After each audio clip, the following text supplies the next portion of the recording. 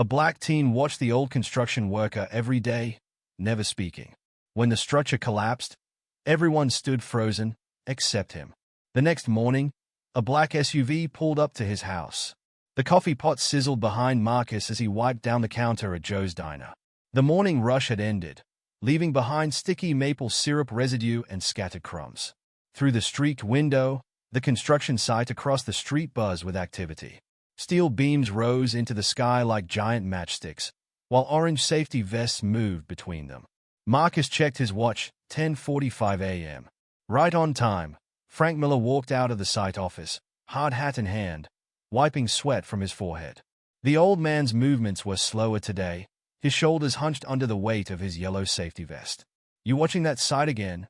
Sarah, the head waitress, bumped Marcus's shoulder as she passed with a pot of fresh coffee. "I swear, kid, you spend more time looking out there than serving in here." "Just taking my break," Marcus said, tossing the rag into the sanitizer bucket. He grabbed his water bottle from under the counter and headed to his usual spot by the window. The diner's bell chimed. A group of construction workers trudged in, boots leaving dusty prints on the freshly mopped floor. Marcus recognized most of them, the regular crew that came in for coffee and eggs before their shift. But Frank never joined them. Every day, the old foreman ate alone in his truck, a brown paper bag on his dashboard. "Order up." The cook's voice boomed from the kitchen. Marcus stood, ready to return to work, when movement at the site caught his eye. Robert Thompson's black Mercedes pulled into the foreman's spot, its tinted windows reflecting the morning sun. The site owner stepped out in his pressed suit, tablet in hand, face already set in its usual scowl. "Shit," one of the workers muttered from his booth. "Thompson's here early. That's never good." Marcus watched as Thompson marched straight to Frank's truck, rapping sharply on the window. Even from across the street, Marcus could see Frank's startled jump, the way his lunch fell from his lap. Thompson's voice carried faintly across the street. "Miller, we need those safety reports now." "Hey, Marcus," Sarah called. "Table 6 is waiting." Marcus grabbed his notepad and pen, but his eyes stayed on Frank as the old man scrambled out of his truck, fumbling with papers that scattered in the wind. None of the other workers moved to help him. The morning dragged on. Marcus served plates of eggs and pancakes, refilled coffee cups, and counted tips. Every few minutes, his gaze drifted to the construction site. He watched Frank moving between the skeletal structure's levels, checking joints and marking things on his clipboard. Something was different about the old man's movements, a hesitation that hadn't been there before. During his lunch break, Marcus sat at his usual window seat with a sandwich. The construction site had fallen into its midday rhythm. The steady bang of hammers, the whine of power tools, the shouts of workers calling to each other across the steel skeleton. "You really ought to eat in the break room," Sarah said, sliding into the seat across from him. "Staring at that site won't make your shift go any faster." Marcus shrugged. "I like watching them build. Seeing it all come together." Sarah followed his gaze to where Frank stood on an upper level, gesturing to a worker about something. "That old foreman's been looking rough lately. Ever since his wife." "His wife?" Marcus turned to her. Sarah lowered her voice. "Passed away last month. Cancer. Tommy from the cement crew told me. Said Frank hasn't been the same since." Marcus's eyes snapped back to Frank. Now he noticed what had been nagging at him. The slump in the old man's shoulders wasn't just fatigue. His movements weren't just slower, they were heavier, like he was carrying something invisible. The afternoon sun beat down on the site. Marcus watched Frank climb to check a connection point, his hands gripping the safety rail tighter than usual. Thompson appeared on the ground level, pointing and shouting something Marcus couldn't hear. "Must be rough," Marcus said, half to himself. "Working through something like that." "Life doesn't stop for grief," Sarah replied, standing to get back to work.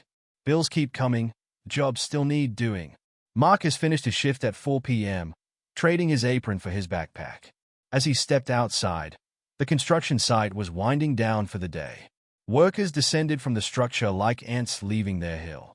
Frank remained in his truck, head bowed over paperwork. Marcus hesitated on the sidewalk. Every day for the past 6 months, he'd watched the old foreman. Every day, he thought about walking over, saying something. But what would a 17-year-old black kid from the South Side have to say to a 65-year-old white construction foreman? His phone buzzed, a text from his mom. Don't forget to pick up milk on your way home.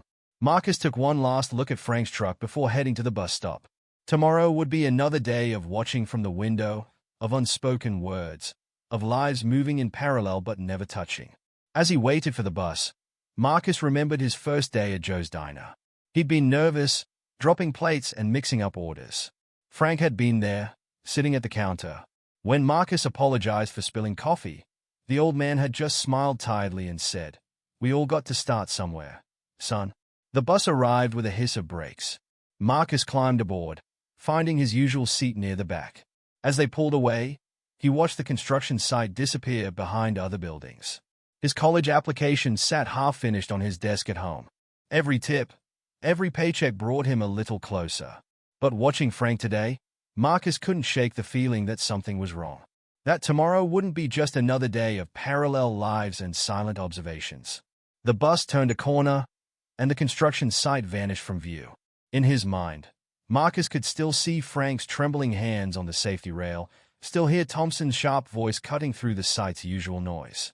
Something was building, like the pressure before a storm. Marcus just hoped he was wrong about what tomorrow might bring. "Listen up." Frank's voice cracked as he addressed the morning safety meeting. 20 pairs of eyes stared back at him from the makeshift break area. "We've got some concerns about the third-floor support beams. I need everyone to double-check their connections before. We checked them yesterday." "Frank," someone called out. "Thompson wants us moving faster, not slower." Frank gripped his clipboard tighter. The morning sun cast long shadows through the steel framework, creating bars of light and dark across the workers' faces. "I understand that, Mike.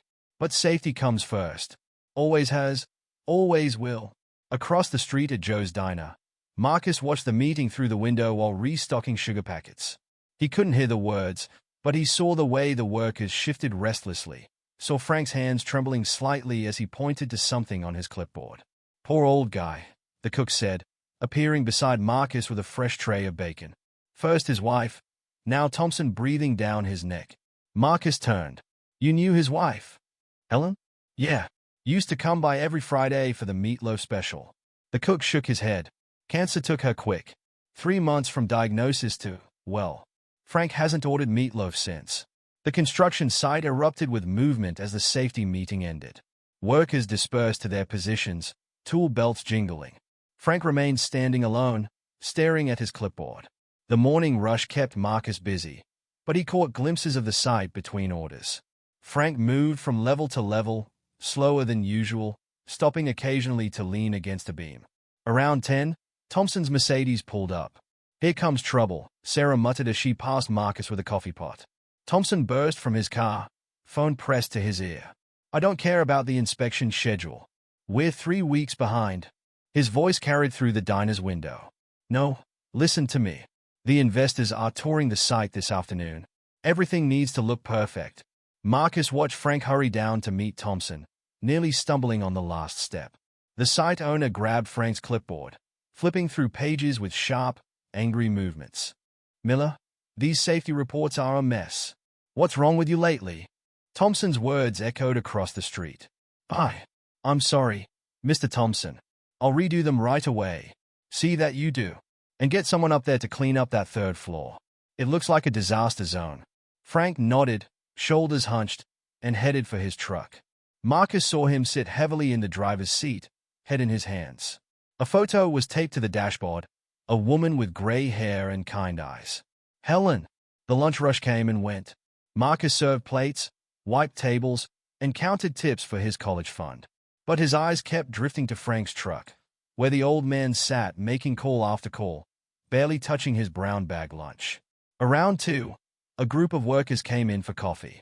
Marcus overheard snippets of their conversation as he refilled their cups.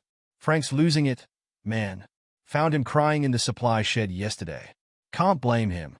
Helen was everything to him." "Yeah, but this is a construction site, not a grief counseling center. Thompson's looking for any excuse to replace him with someone younger. 30 years has worked sites in this city. Never lost a man. That's got to count for something." Not to Thompson. All he sees are dollar signs. Marcus wanted to say something, to defend the old man he'd watched for months. But what could he say? That he'd noticed Frank's declining state too? That he was worried? The afternoon brought dark clouds and a sharp wind. Marcus watched Frank climb to the third floor, his movements uncertain. The old man's safety harness looked loose, but no one seemed to notice or care. "Order up." The cook's voice snapped Marcus back to work. At 3, Thompson returned with 3 men in expensive suits, the investors. Marcus watched them tour the site, Thompson pointing and gesturing enthusiastically. Frank trailed behind them, clutching his clipboard like a shield. The investors paused at a support beam. One pointed to something, frowning. Thompson's face darkened. He turned to Frank, jabbing a finger at the beam. Even through the diner's window, Marcus could see Frank flinching. "I want this fixed." Thompson's voice carried clearly. "Get up there yourself if you have to. But get it done before they return tomorrow." The investors left. Frank stood alone, staring up at the third floor. His hands were shaking worse than ever. Sarah appeared beside Marcus. "You look worried, kid." "Something's not right," Marcus said. "He shouldn't be up there alone. Since when did you become such an expert on construction sites?" Marcus shook his head. "You don't need to be an expert to see when someone's hurting." The afternoon wore on. Dark clouds gathered overhead as workers began packing up for the day. But Frank climbed to the third floor, tool belt heavy around his waist. Marcus watched him check connections with trembling hands, watched him pause to wipe his eyes, watched him nearly lose his balance reaching for a distant bolt. "Marcus," Sarah called, "stop daydreaming and help me with these dishes." By closing time, most workers had left. Only Frank remained, silhouetted against the darkening sky. Marcus cleaned tables slowly, keeping one eye on the site. The old man moved like a sleepwalker now, checking and rechecking the same connections. Thunder rumbled in the distance. Marcus's phone buzzed, another text from his mom. "Working late shift. Don't wait up." He should head home. He had homework to do, college applications to finish. But something kept him at the window, watching Frank's lonely figure against the gathering storm. Sarah touched his shoulder. "Go home, Marcus. Whatever you're worried about, it's not your problem to solve." But as Marcus gathered his things, he couldn't shake the feeling that it was. That tomorrow would bring something none of them were ready for.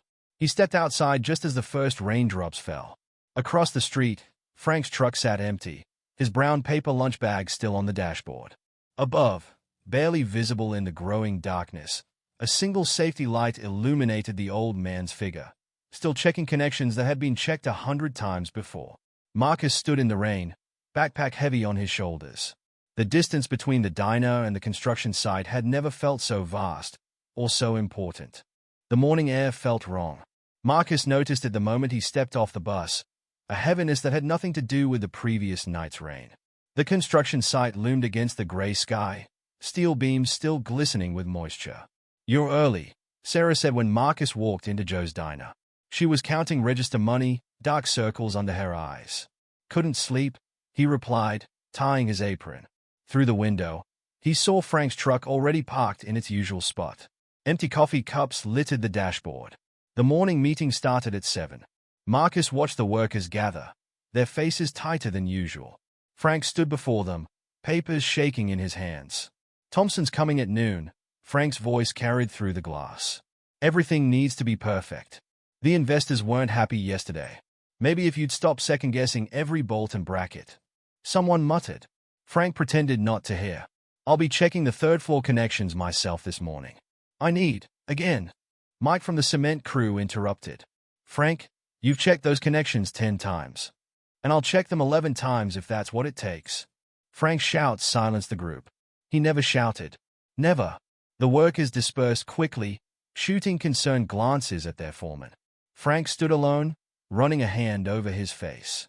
When he lowered it, Marcus saw something that made his stomach twist. Tears. "Coffee's getting cold," Sarah called, but Marcus couldn't move from the window.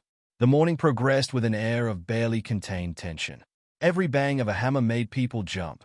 Every shout drew nervous glances. Frank paced between levels, checking his watch obsessively.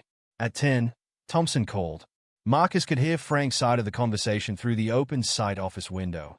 "Yes, Mr. Thompson, I understand."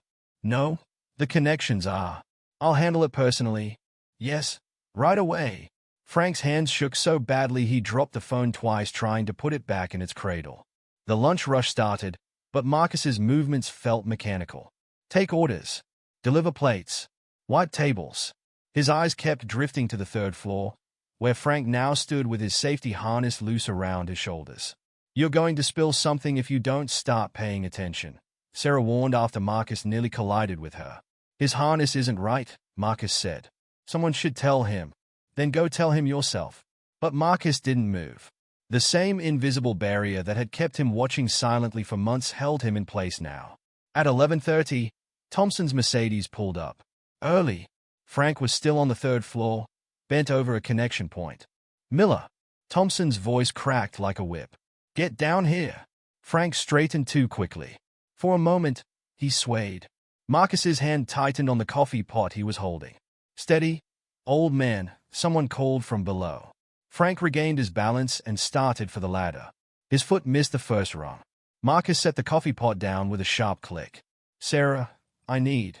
Go, she said, already moving to take his tables. Whatever you're thinking, just go. Marcus untied his apron. But before he could move, Thompson's voice boomed again. This is unacceptable. The investors will be here in 30 minutes. Get back up there and fix those connections. Mr. Thompson, I really think we should have a safety team. Now, Miller. Frank turned back to the ladder. His hands were shaking worse than ever as he climbed. The other workers had stopped what they were doing, watching their foreman's slow ascent. Marcus stepped outside the diner. The air felt electric, like just before a lightning strike. He could see what the others couldn't from their angles. The way the recent rain had rusted certain connections, the slight bend in a support beam that hadn't been there yesterday. Frank reached the third floor. His safety harness hung loose, forgotten in his haste. He moved toward the questionable connection, tools jingling at his belt. A metallic groan cut through the site's usual noise. Marcus's body moved before his mind could process what was happening. He vaulted over the site's safety fence, ignoring shouts from the security guard. Another groan, louder this time. Frank looked up, finally hearing it. His face went pale. Get down! Marcus screamed, running across the muddy ground. The beams giving way. Workers stood frozen, staring up at their foreman. Thompson had backed away, phone halfway to his ear. The first bolt snapped with a sound like a gunshot. Frank tried to turn, to reach the ladder, but his foot slipped on the wet steel. The safety harness, never properly secured, hung useless at his sides.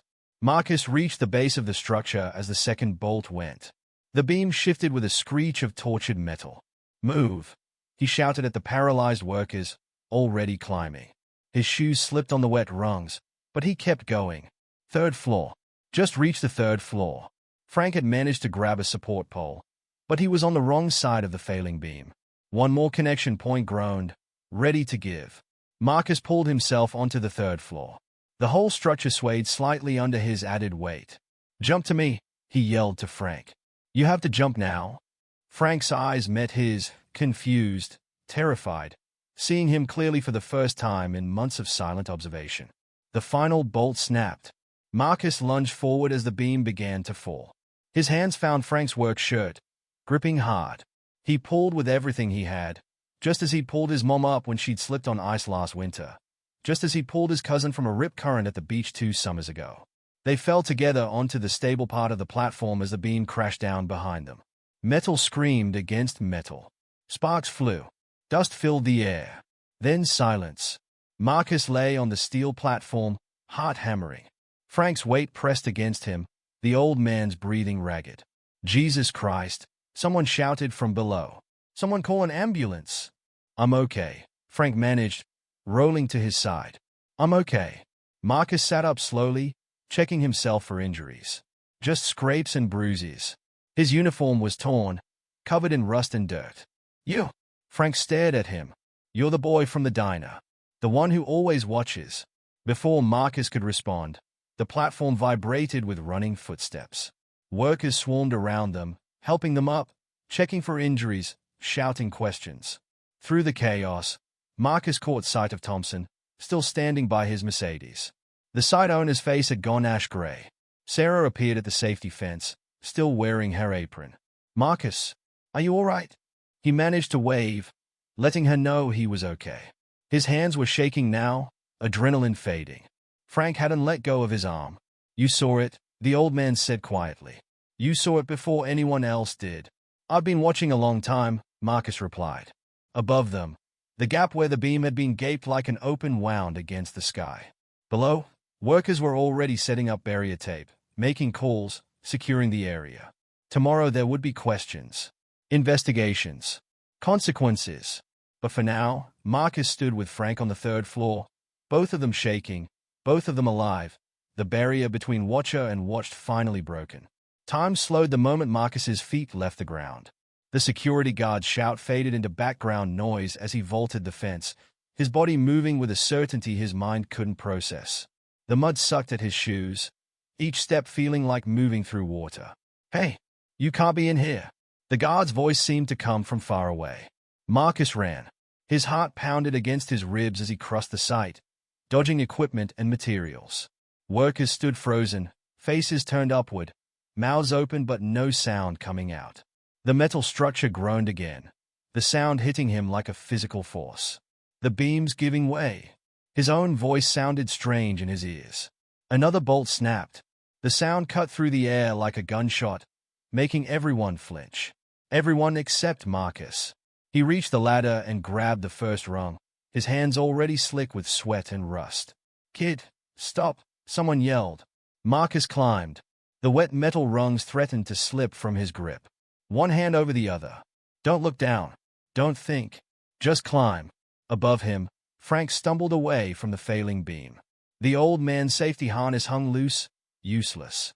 His work boots scraped against the wet steel as he tried to find his footing. "Hold on," Marcus shouted, pulling himself up faster. His muscles burned. 3 more rungs. 2 more. The structure swayed. Marcus's stomach lurched, but he kept moving. He hauled himself onto the third-floor platform just as another bolt gave way with a sharp crack. The platform vibrated under his feet. 20 feet away, Frank clung to a support pole, his face ghost white. Behind him, the beam shifted with a sound like tearing metal. "Jump to me." Marcus's voice carried over the groaning steel. "You have to jump now." Frank's eyes met his.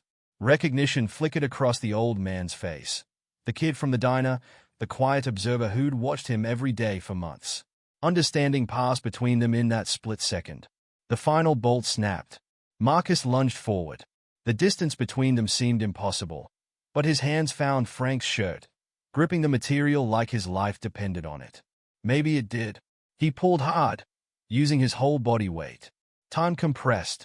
The world narrowed to the feel of fabric in his hands, the strain in his muscles, the thundering of his heart. Frank's weight shifted toward him just as the beam began its descent. They fell together. Marcus's back hit the platform hard, driving the air from his lungs. Frank landed half on top of him as the beam crashed down behind them, missing them by inches. The impact sent shockwaves through the entire structure. Metal screamed against metal. Sparks showered around them like deadly fireworks. Dust billowed up, coating everything in a gray haze. Then, suddenly, silence. Marcus lay on his back, gasping for breath. Every inch of his body ached. Frank's weight pressed against him, the old man's breathing ragged but steady. Alive. They were both alive. Jesus Christ. The shout came from below, breaking the silence. "Someone call an ambulance." More voices joined in, a chorus of panic and relief. "Are they okay? Don't move them. Get Thompson. Who's got a first aid kit?" "I'm okay," Frank managed, rolling off Marcus. "We're okay." Marcus sat up slowly, his body protesting every movement. His diner uniform was ruined, torn, dirty, spotted with rust and blood from small scrapes. His hands shook as he checked himself for serious injuries but found only minor cuts and what would become impressive bruises. "You?" Frank stared at him, recognition and confusion warring on his face. "You're the boy from the diner. The one who always watches." Before Marcus could respond, the platform vibrated with running footsteps. Workers swarmed around them, helping them to their feet, checking for injuries, asking questions all at once. "What were you thinking? How did you know? Did you see the bolt give?" Through the chaos, Marcus caught sight of Thompson. The site owner stood by his Mercedes, phone forgotten in his hand, face drained of color. Even from this height, Marcus could see him shaking. "Marcus!" Sarah's voice cut through the noise. She stood at the safety fence, still wearing her apron, gripping the metal with white-knuckled hands. "Marcus, are you all right?" He raised a hand, letting her know he was okay. His legs felt weak, the adrenaline leaving his system in a rush that made him dizzy. Frank's hand gripped his arm, steadying him. "You saw it," the old man said quietly. "You saw it before anyone else did." "I've been watching a long time," Marcus replied, his voice hoarse. Above them, the gap where the beam had been stood out stark against the sky, its jagged edges a testament to how close they'd come. Below, workers were already setting up barrier tape, making calls, securing the area. Someone had retrieved a first aid kit and was heading their way.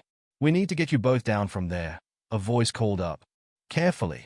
The whole structure could be compromised." Marcus looked at Frank. The old man's face had aged 10 years in the last 10 minutes, but his eyes were clear now. The haunted look that had worried Marcus for weeks had been replaced by something else, awareness, perhaps. Or purpose. "I can climb down," Frank said, but his legs shook when he tried to move. "Let them bring up the emergency ladder," Marcus said, keeping his hand on Frank's arm. "No more risks today." They waited as workers set up the portable ladder.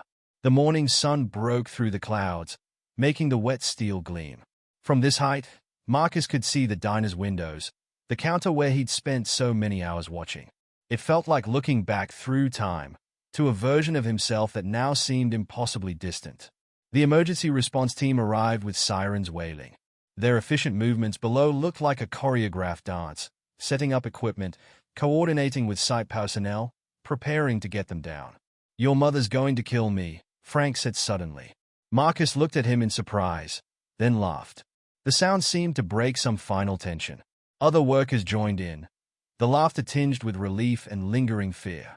"Probably," Marcus agreed. "But I think she'll understand."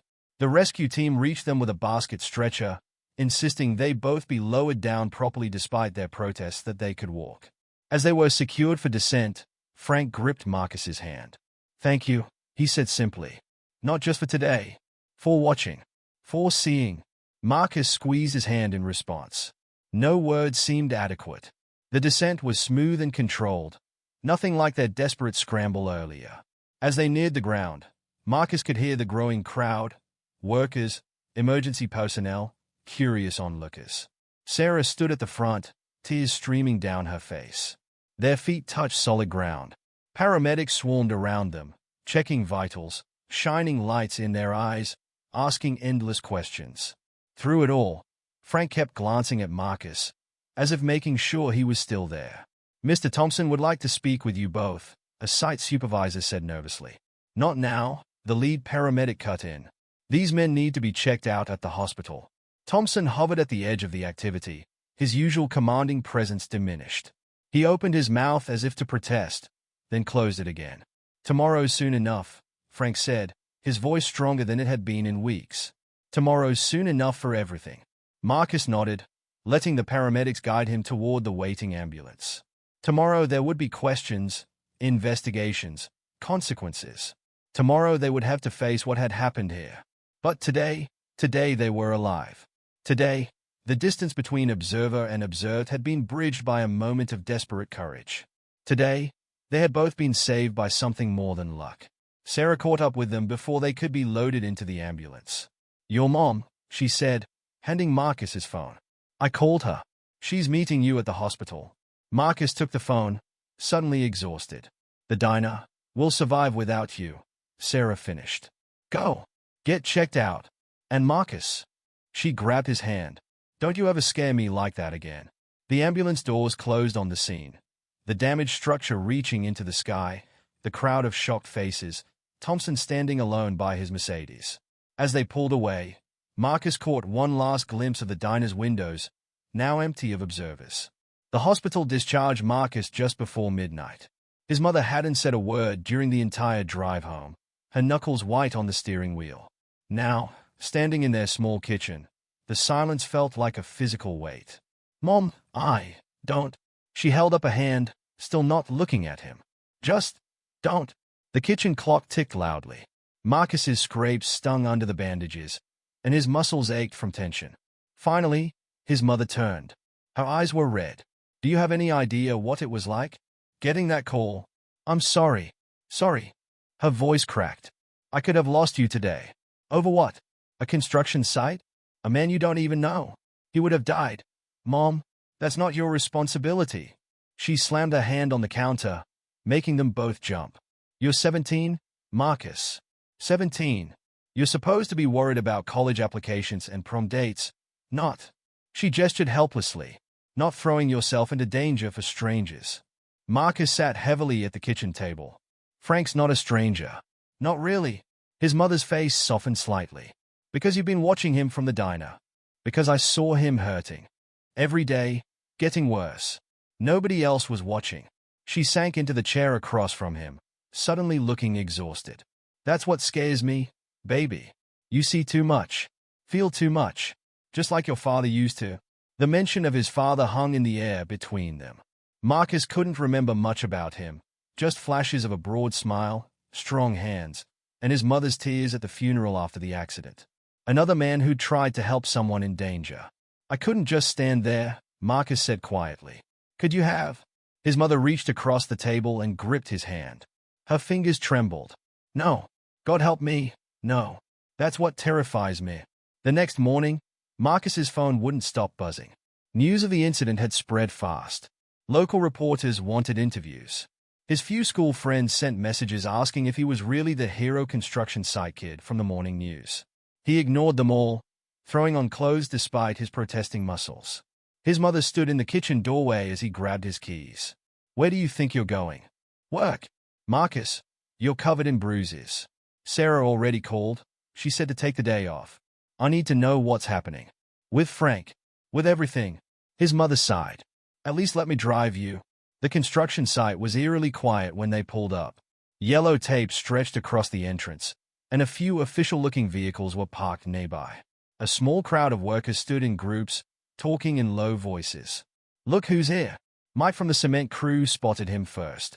The kid himself.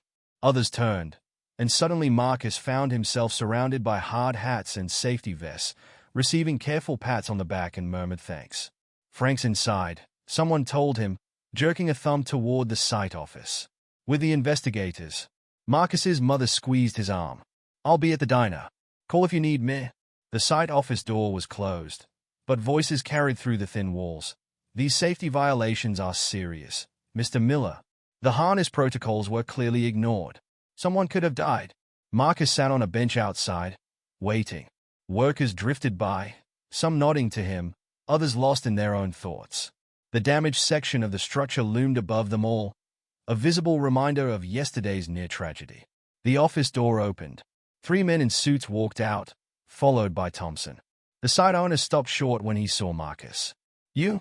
Thompson's face went through several emotions. We'll need to speak with you too. Officially. Let the boy be. Robert. Frank appeared in the doorway, looking older than ever but somehow stronger. He's done enough.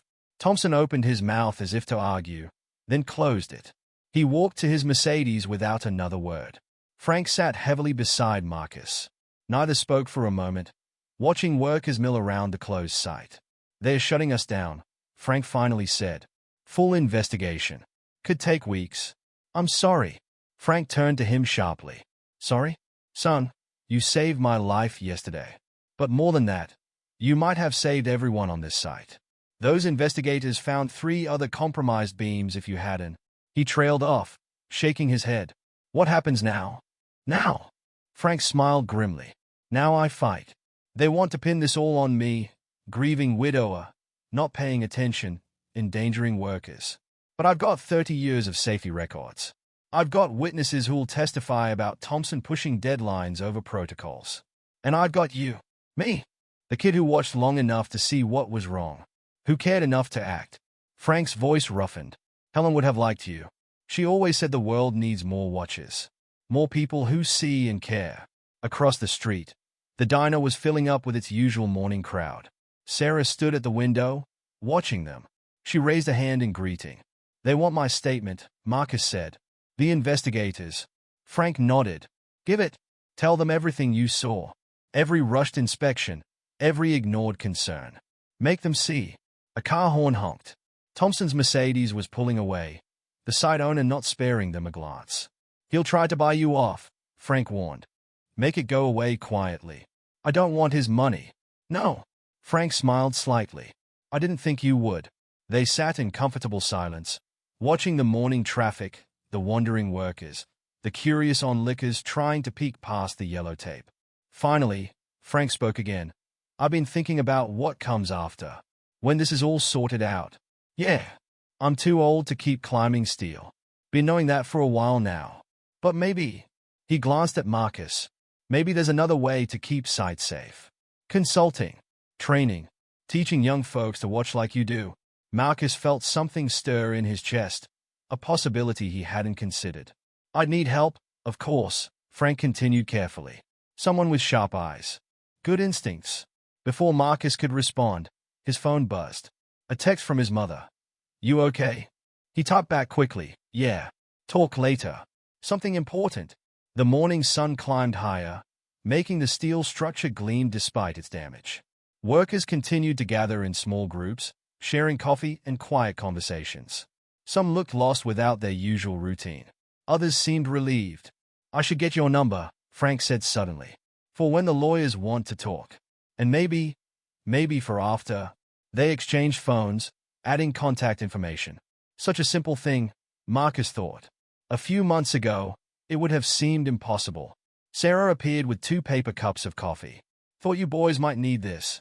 Thanks, Sarah. Frank took a cup, his hands steadier than they'd been in weeks. For everything. She squeezed Marcus's shoulder before heading back to the diner. Through the window, they could see his mother waiting tables, keeping busy but glancing their way every few minutes. She's worried, Frank observed. Yeah, can't blame her. But you know what I think? He turned to face Marcus fully. I think she's also proud. Scared, but proud. Just like my Helen would have been. A car pulled up. More investigators, badges gleaming in the morning sun. Frank stood with a soft grunt of effort. Ready to tell them what you saw? Marcus nodded, rising to stand beside him. Everything. They walked toward the investigators together, no longer separated by age or race or circumstance. Just 2 men who understood the importance of watching, of seeing, of acting when others turned away. Behind them, the damaged structure stood as a testament to what could have been lost, but also to what could be built from the wreckage, something newer, stronger, safer, something worth watching over. The black SUV pulled up to Marcus's house at exactly 8 a.m. Through the kitchen window, he watched Frank step out, wearing a suit instead of his usual work clothes. A woman in a sharp business suit emerged from the driver's side, carrying a leather briefcase. Is that him? Marcus's mother asked, peering over his shoulder. Yeah, and I'm guessing that's his lawyer. They watched Frank straighten his tie, check something in his pocket, then start up their cracked walkway.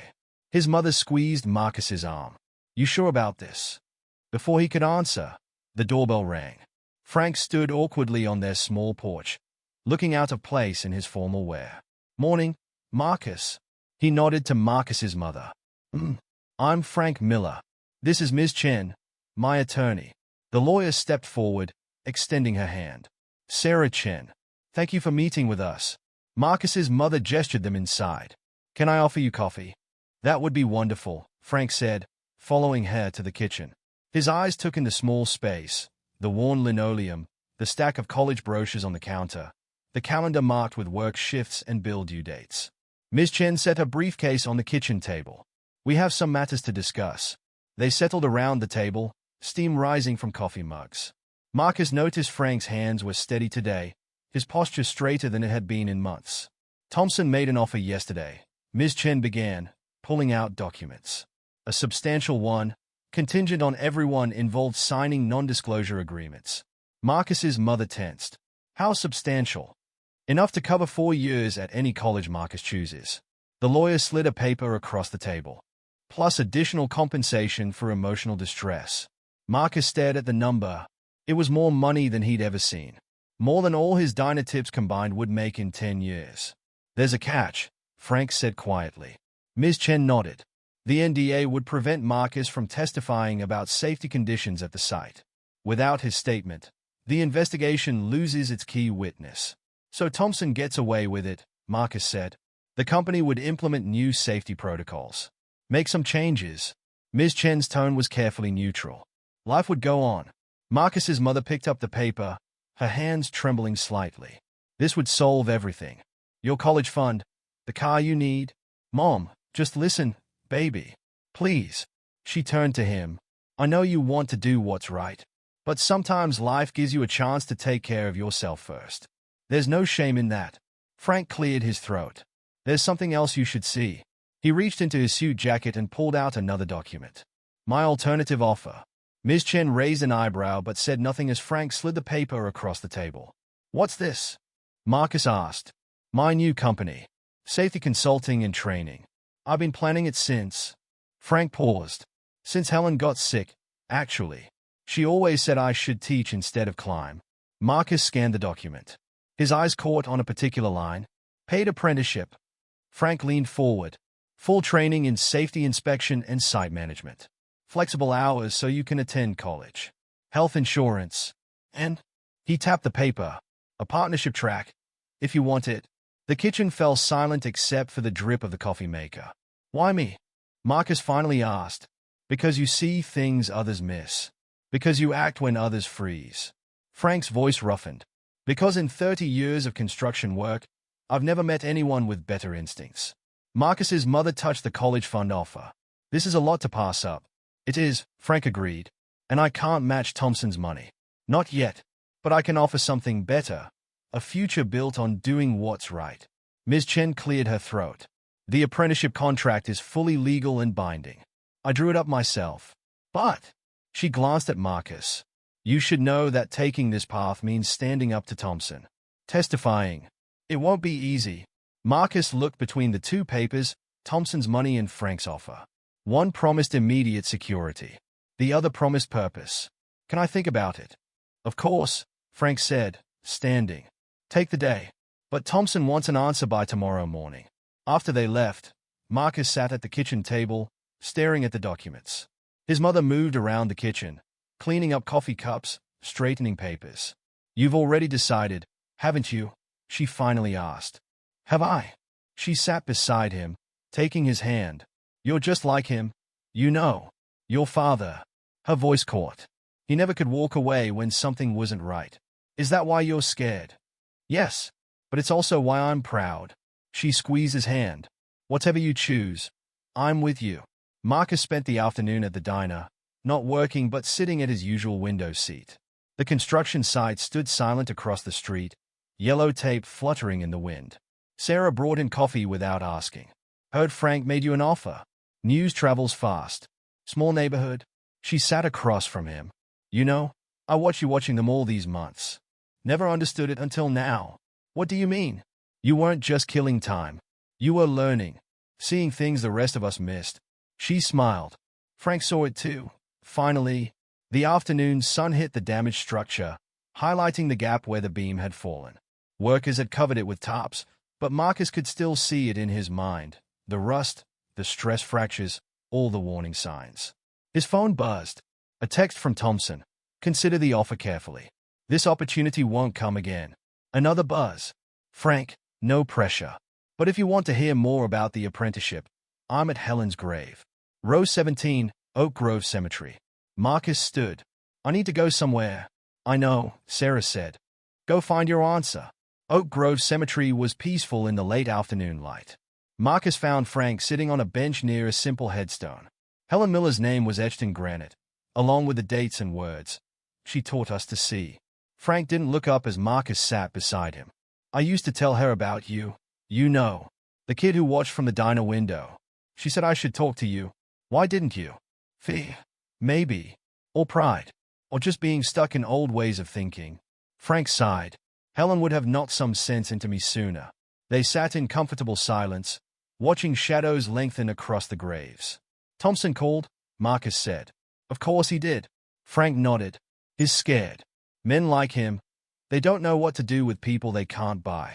The money would help my mom. College. It would. Frank turned to face him. And no one would blame you for taking it. Hell, part of me thinks you should. But I've spent 30 years watching men like Thompson trade safety for profit. Watching good people stay quiet because speaking up costs too much. He gestured to Helen's grave. She always said the real cost is in staying silent. Marcus thought about the construction site. About Frank shaking hands and Thompson's demands. About all the things he'd seen and said nothing about. Until now. If I take the apprenticeship, he said slowly, I want to do more than just inspections. Frank raised an eyebrow.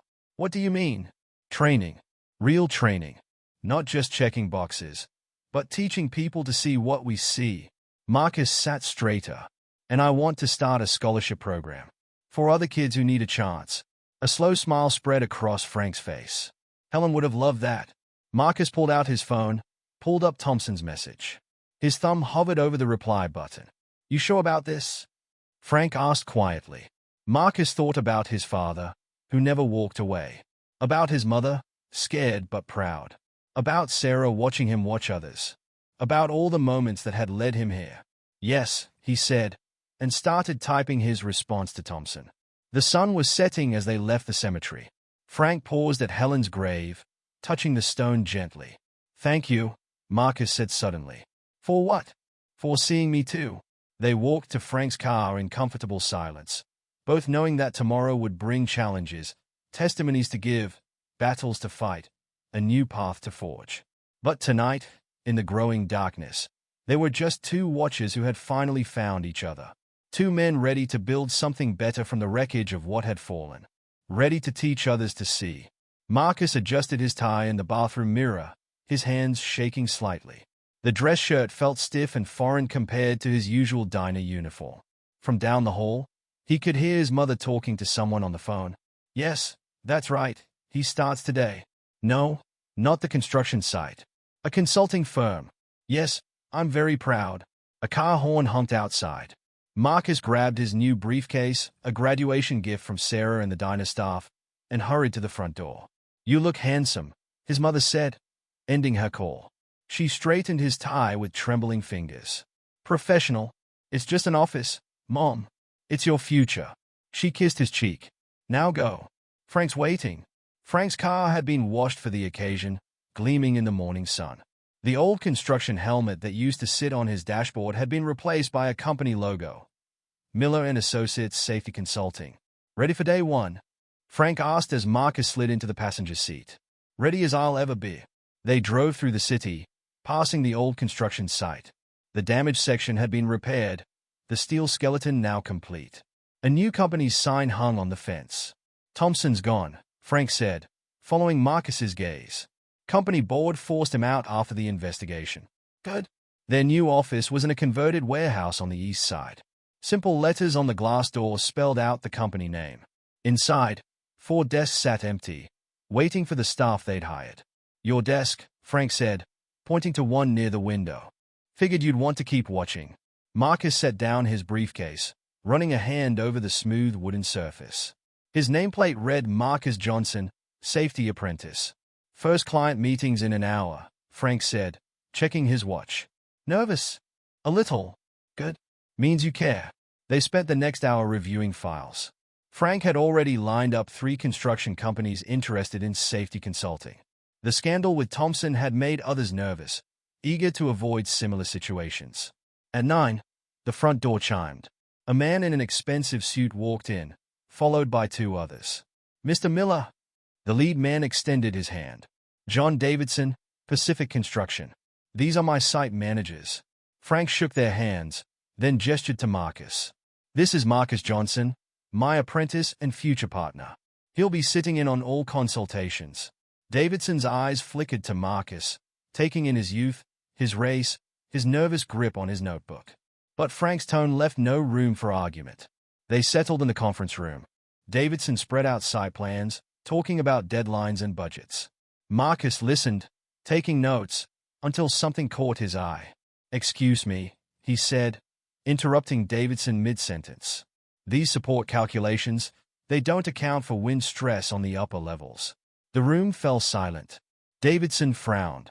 Our engineers use standard formulas, Marcus finished. But this site's between 2 taller buildings. The wind tunnel effect could increase stress by 30%. Frank smiled slightly. Show them, Marcus. Marcus stood, pulling up similar cases on his tablet. He walked them through the calculations, pointing out potential stress points. His voice grew stronger as he spoke, the months of watching and learning flowing into words. When he finished, Davidson was staring at him with new respect. "How long have you been in construction, Mr. Johnson?" "Officially." Marcus glanced at Frank. "About an hour." One of the site managers laughed. "But you've been watching a lot longer, haven't you?" "Yes, sir, I have." The meeting ran long. By the time Davidson and his team left, they'd signed a 6-month consulting contract. Frank waited until the door closed behind them before turning to Marcus. "Not bad for your first hour." Marcus collapsed in his chair, exhausted but grinning. "Think they'll actually listen?" "They better. Contract gives us authority to shut down any operation we deem unsafe." Frank sat on the edge of Marcus's desk. "That's what makes us different. We're not just advisors, we're watchdogs." The rest of the day passed in a blur. More clients came in. Forms were filled out. Plans were reviewed.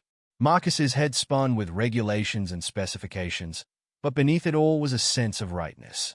At 5, Sarah appeared with a bag of takeout. "Figured you boys might forget to eat." They gathered around Marcus's desk, sharing burgers and fries. Through the window, they could see the city skyline, cranes moving against the darkening sky. "How's the diner?" Marcus asked. "Quiet without you." Sarah smiled. "But your replacement's learning, even if he doesn't stare out the window as much." Frank's phone buzzed, another potential client. As he took the call, Marcus watched him pace, noticed his confident stance, the absence of trembling in his hands. "3 more companies want meetings tomorrow," Frank announced, ending the call. Word spreading. "About what?" Sarah asked. "That we're different, that we actually give a damn." Marcus stayed late, organizing files, setting up his computer. Frank worked in his office, occasionally calling out questions or comments. Around 8, Marcus's mother texted, "Coming home soon." He looked around the office, his desk, his nameplate, the window where he could still watch but now do more than just observe. "Got some work to finish," he texted back. "I'll tell you all about it later." The night deepened. City lights flickered on, creating constellations of construction beacons and office windows. Frank emerged from his office with 2 cups of coffee. "You can go home, you know. Work will still be here tomorrow." Marcus accepted the coffee. "I know. Just want to finish this safety protocol template." Frank nodded, understanding. They sat in comfortable silence, working, until Frank spoke again. "Helen would have loved this. Seeing it all come together. Tell me about her." Marcus asked. "What was she like?" Frank smiled. "A watcher, like you. Teacher by profession. Always said the most important thing wasn't what you knew, but what you were willing to see." He paused. "Last thing she said to me was, keep watching out for others, even when I'm not here to watch out for you." "You think she'd approve of all this?" "She's probably up there right now saying, 'I told you so.'" Frank chuckled. "She always said I needed a partner who could see what I was too close to notice." They worked until midnight, finally leaving when the cleaning crew arrived. The city had quieted, but construction lights still dotted the darkness like earthbound stars. "Big day tomorrow," Frank said as they walked to his car. "Pacific Construction wants us to review all their active sites." "I'll be ready." Frank started the engine but didn't pull out. "You know, when I first offered you this job, I thought I was doing you a favor, giving you a chance." He looked at Marcus. "But the truth is, you're the one who gave me a chance. A chance to build something better than steel and concrete." Marcus thought about the past few months, the accident, the investigation, the choice between money and meaning. "We built it together," he said. They drove through the sleeping city, passing dark construction sites and illuminated cranes. Tomorrow they would return to their watching, their teaching, their building of something new. But tonight, in the quiet car, they were just 2 men who had learned to see each other clearly, who had found purpose in protection, strength in observation, and hope in new beginnings. The city's lights guided them home. 3 months passed like a time lapse of a rising building. Miller and Associates grew from 4 empty desks to a bustling office of 12. Marcus's notebook filled with observations, calculations, and lessons learned. His tie grew looser, his voice stronger, his eyes even sharper. "You sure about this?" Frank asked one morning, holding a folder labeled Training Program Development. Marcus nodded, spreading the materials across the conference room table. We need more watchers. Not just inspectors, people who really see. It's a big commitment. Money, time, resources. Like someone taking a chance on a kid from a diner. Frank smiled. Point taken. Walk me through it. Marcus pulled up his presentation on the projector. He'd worked on it for weeks, staying late after client meetings, refining every detail. First, we partner with technical schools. Offer paid internships, like mine. But here's the key. We don't just teach regulations. We teach observation, pattern recognition, human behavior. The door chimed. Sarah walked in with their usual coffee order, stopping to watch the presentation. Each intern gets paired with an experienced inspector, Marcus continued. But they also spend time in diners, parks, anywhere they can practice watching. Learning to spot the small things that signal bigger problems, like a kid watching a construction site. Sarah asked, smiling. Exactly. Marcus clicked to the next slide. And this is the part I'm most excited about, the scholarship program. Frank leaned forward. Go on. We take 10% of our consulting fees, put it in a fund. Help kids who need a chance get their safety certifications. Create a pipeline of diverse perspectives in the industry. The room fell silent as Frank studied the projections, the budgets, the careful planning. Helen would have loved this, he finally said. When do we start? Before Marcus could answer, his phone buzzed. A text from Pacific Construction. Emergency at Site 4. Need immediate consultation. They grabbed their safety gear and headed out. Marcus drove. He'd gotten his license last month, another step toward independence. Site 4 was a third-story project downtown. John Davidson met them at the gate, face tight with worry. Third floor, he said without preamble. Crews reported unusual vibrations. Marcus and Frank exchanged looks. They'd built their reputation on taking such warnings seriously. The elevator was out for maintenance, so they climbed. Marcus noticed things automatically now: handrail stability, step integrity, worker alertness. The habits of watching had become second nature. On the third floor, Marcus felt it immediately, a subtle tremor through his boots. Clear the level, Frank ordered. Workers began evacuating as Marcus moved toward the source of the vibration. Hey! He knelt, pressing his palm to the concrete. Feel this? Frank joined him, his experienced hands confirming what Marcus had found. Microfractures. Recent. They worked methodically, checking supports, consulting blueprints, running calculations. Other companies might have rushed, might have prioritized schedule over safety. But they'd built their reputation on thoroughness. Found it?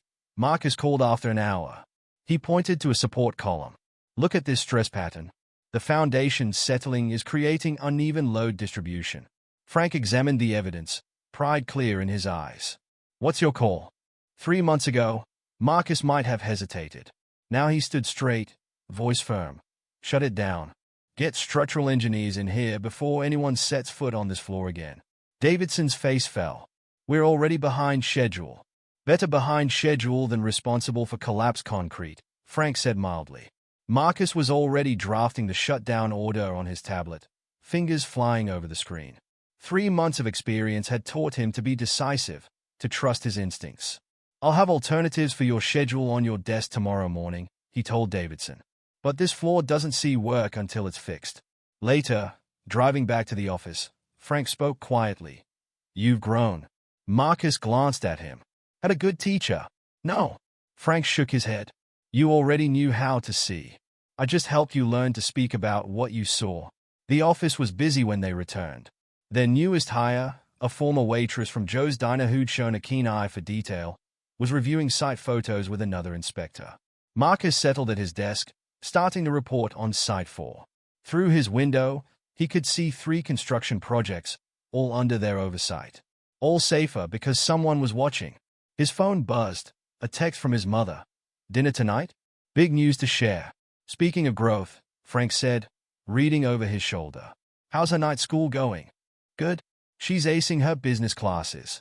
Marcus smiled. Says watching me inspired her to chase her own dreams. The afternoon brought more clients, more sites, more decisions. Marcus moved through them with growing confidence, his voice steady whether addressing CEOs or construction crews. At 5, his mother arrived instead of texting. Her face glowed with excitement. "I got it," she burst out. "The small business loan. I can finally open my own cafe." The office erupted in cheers. Someone broke out a bottle of champagne kept for celebrations. Sarah arrived just in time to join the toast. "To new beginnings," Frank said, raising his glass. "And to the people brave enough to chase them." Marcus watched his mother accept congratulations, saw the pride in her stance that matched his own growing confidence. They'd both changed in these 3 months, learned to trust their instincts, to take chances, to build new dreams later. After the impromptu party wound down, Marcus found Frank in his office, looking at Helen's picture. "You okay?" Frank smiled. "Better than okay. Just thinking about cycles. How watching you grow helped me grow too." "How so?" "After Helen died, I thought I was finished. Just going through the motions until retirement or—" He gestured vaguely. "Then this young man started watching from a diner window. Made me remember what it was like to really see. To care." Marcus sat across from him. The office had quieted, but the city hummed outside, construction sites working late, cranes swinging against the darkening sky. "I've been thinking," Frank said, "about your training program. The scholarship fund. It's not just about safety inspection, is it?" "No," Marcus admitted. "It's about breaking cycles. Giving other people chances to grow. Like someone did for you. Like we did for each other." Frank nodded slowly. "Helen always said true growth isn't linear. It's a web of connections, each person lifting others as they rise." Through the office window, they could see the lights coming on in surrounding buildings. In one, a cleaning crew worked. In another, a security guard made rounds. All of them watching, in their own ways. "You know," Frank said, "when I offered you that apprenticeship, I never imagined that I'd end up teaching you too. That we'd end up building something bigger than buildings." Marcus looked around the office, at the safety certificates on the walls, the growing staff outside, the training program materials spread across his desk. "We're not done building," he said. Frank smiled. "No, I suppose we're not." They worked late again, refining the training program, planning the scholarship fund. Outside, the city's lights competed with the stars, each one marking a place where people worked, lived, grew. Each one a reminder of why they watched, why they taught, why they built. Together, Marcus stood at the construction site fence, clipboard in hand, watching workers stream through the gate. 6 months had passed since that first day at Miller & Associates. Now, at 23 stories high, Pacific Construction's newest project was his responsibility. "Morning, Mr. Johnson." Workers called out as they passed, hard hats bobbing. He'd earned their respect not through authority, but through consistency, showing up, paying attention, putting their safety first. "Ready for your first solo inspection?" Frank's voice came from behind him. Marcus turned. The older man looked different now, more rested, clear-eyed, steady. The haunted look that had first caught Marcus's attention from the diner window was long gone. "Born ready," Marcus replied, though his hand tightened slightly on his clipboard. "Remember, start at the foundation, work my way up. Check connections twice. Listen to worker concerns. Trust my instincts." Marcus smiled. "I had a good teacher." Frank clapped his shoulder. "You had good instincts. The teaching just gave them structure." They walked the perimeter together one last time, mentor and apprentice, partners now in more than name. The morning sun caught the steel skeleton above them, making it glow like a promise. "Davidson's coming by later," Frank mentioned. "Wants to talk about extending our contract to all their sites." Funny how almost dying can change a company's safety culture. Funny how one person willing to speak up can change everything. Marcus began his inspection at ground level, moving methodically through his checklist. But his real attention was on the workers, the subtle rhythms of the site, the thousand small details that could signal trouble. On the 5th floor, a crew was setting support beams. Marcus watched their movements, their communication, the way they handled their equipment. Everything looked solid, but— "Hold up," he called, moving closer. "Let me check those welds." The crew paused, respectful rather than resentful. Marcus examined the connection points carefully, remembering that day 6 months ago when he'd spotted similar issues from a diner window. "See this?" He pointed to a slight irregularity. Need to redo this one. Better to lose 10 minutes now than risk anything later. Yes, sir. The crew leader nodded. Good catch. Marcus continued upward, floor by floor. He'd learned every inch of this building as it rose, not just its specifications and safety requirements, but its personality. Each site had one, he'd discovered. Each project its own rhythm, its own challenges. On the 15th floor, he found a group of interns from their training program. They were practicing observation exercises, notebooks in hand, eyes scanning for potential issues. What do you see? He asked them. A young woman, barely older than he'd been at the diner, spoke up first. The crane operator's movements are different today. Slower, more hesitant. Marcus smiled. She had the gift, the natural instinct for watching. And what might that mean? Could be fatigue, illness, personal issues affecting concentration. She straightened. Either way, needs checking before any major lifts. Good. Very good. He made a note to recommend her for advanced training. What else? They walked him through their observations. Subtle changes in wood grain that might affect load bearing, slight variations in concrete settling, the way morning shadows could hide hairline cracks. All the things he'd taught them to watch for. All the things he'd learned from months of diner window vigilance. His phone buzzed. A text from his mother. Cafe inspection today. Wish me luck. He smiled, typing back encouragement. Her small business was growing as steadily as his career, built on the same foundation of attention to detail and care for others. By noon, he'd reached the top level. The city spread out below him, a maze of buildings and cranes and possibilities. Somewhere out there, Joe's diner was serving lunch. Sarah was probably at the window, watching new watchers learn their craft. Frank joined him, a bit winded from the climb. Well, Marcus consulted his notes. Structure's solid. Found a few minor issues, documented here. Crew morale is good. Safety protocols being followed. He paused, but I'm concerned about the crane operator. Showing signs of fatigue. Recommend a substitute for the afternoon shift. Frank nodded. Already handled. Called in a replacement when your intern reported it. You knew? Wanted to see if you'd catch it too. Frank smiled. You trained her well. They stood in comfortable silence, looking out over the city they helped protect. Below, workers moved like a well-choreographed dance, each one aware of their role, their responsibility, their connection to the whole. Been thinking, Frank said finally, about stepping back a bit, letting you take more lead on daily operations. Marcus turned to him sharply. You're not sick. No. Frank chuckled. Just ready for a different role. The training program's growing. Scholarship fund needs attention. And honestly, he gestured at the site around them. You don't need me looking over your shoulder anymore. I'll always need your experience. Maybe, but you've got your own now, built on watching, learning, doing. Frank gripped the safety rail.